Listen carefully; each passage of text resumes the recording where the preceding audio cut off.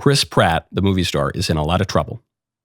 He and his wife, Arnold Schwarzenegger's daughter, they just bought a home in Brentwood, California.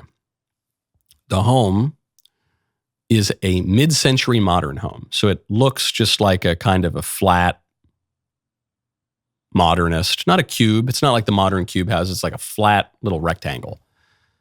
And it's mid-century modern. And it's ugly. And it's inefficient.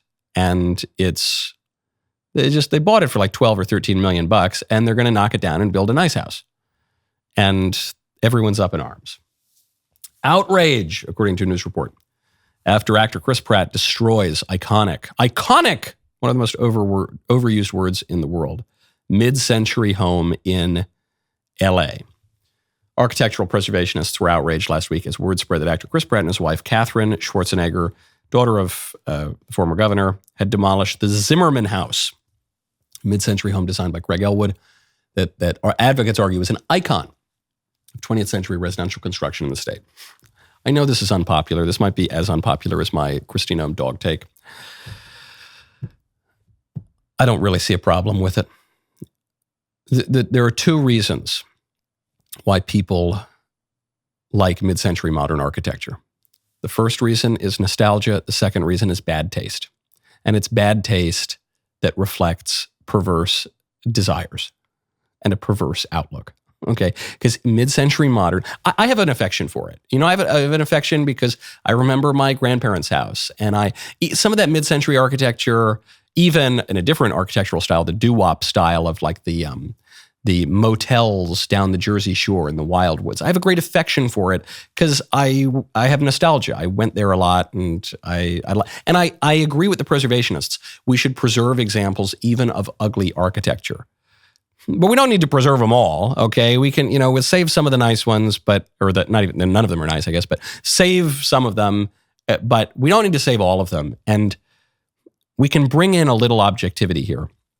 Mid-century mod was bad. It's lib, it's bad, it's clinical, it's ugly. I know there's something kind of fun about role-playing that you're Dick Van Dyke and Mary Tyler Moore, sipping a martini on an Eames chair in your mid-century modern house. But it's nostalgia, guys. It's not beautiful. And we don't, they accuse us conservatives of wanting to just go back to the 1950s. I don't want to go back to the architectural styles. I know there are plenty of things, and you can't go back in time anyway. I want a culture that is beautiful and good and cares about the truth, is pleasant and nice to live in. And mid-century mod actually ain't doing that. Text Knowles to 989898. Can your savings weather another economic storm? During times of economic uncertainty or market volatility, investors tend to flock to gold as a safe haven asset. Its value tends to increase during turbulent times, providing a buffer against market downturns. This is why people are flocking to gold now, and why Birch Gold is busier than ever. Birch Gold understands that navigating financial institutions and financial decisions can be daunting. That is why their dedicated in-house IRA department is there to guide you every step of the way. Birch Gold is committed to addressing your questions and concerns promptly. Their team is always ready to provide answers and clarity, whether it's about fees, taxes on rollovers, or the timing of the process. They are here to ensure you feel valued and well-informed. Text Knowles, Canada WLAS, to 989898 to talk to one of Birch Gold's experts and claim your free info kit on gold. You will learn how to convert an existing IRA or 401k into a tax-sheltered IRA in gold. Best part is, it doesn't cost you a penny out of pocket. Just text Knowles, Canada WLES, to 989898. That is Knowles to 989898. Mid-century modernism in America is the American expression of other modernist movements, like the Bauhaus movement from Walter Gropius, the international style. And here are some of the things that these guys would say. Gropius in 1927 said that there have been four great social epochs. The epoch of the tribe. And these will be reflected in art and architecture. The epoch of the tribe, the epoch of the family, the epoch of the individual, and then what Gropius said we were moving into in modernism was the epoch, quote, which is to be socialistic in its orientation. So the flattening of homes, the removal of ornamentation from homes that you see in mid-century modernism, that Gropius said, no, quote, sentimental hanging on to a past that is no longer alive. So no ornamentation. He described ornamentation as a blight. Okay, I like ornamentation. I go to Grand Central Station in New York, which is a part of the Beaux-Arts movement. Beaux-Arts, Art Nouveau, even some of Art Deco, which is moving a little more modern. There's ornamentation, especially in Beaux-Arts. It's beautiful. It's lovely. It's rich. There are many. You go down the street there and you see the Gothic Cathedral of St. Patrick's. That's beautiful. And then you get to modern architecture, and it's just flat and clinical and sterile and ugly and just. It makes you feel inhuman. Makes you feel, I don't know, it just makes you feel, it leaves you cold is what it does. A true modern architect, writes Gropius, is one who tries to shape our new conception of life, one who refuses to live by repeating the forms and ornaments of our ancestors. Very lib, very modern. I like the forms and ornaments of our ancestors. I like tradition. I don't want a radical break with all of my forebears who preceded me. How about Le Corbusier? Says the new architecture, quote, has for its first duty in this period of renewal that of bringing about a revision of values, a revision of the constituent elements of the house. That even down to the roof, you look at that house that Chris Pratt just knocked down. The roof is flat. This is one of the defining characteristics of mid-century modern. What does that say? It means that we're not pointing up to anything. We're not. It's not a traditional roof that points up to heaven, lifts your eyes up.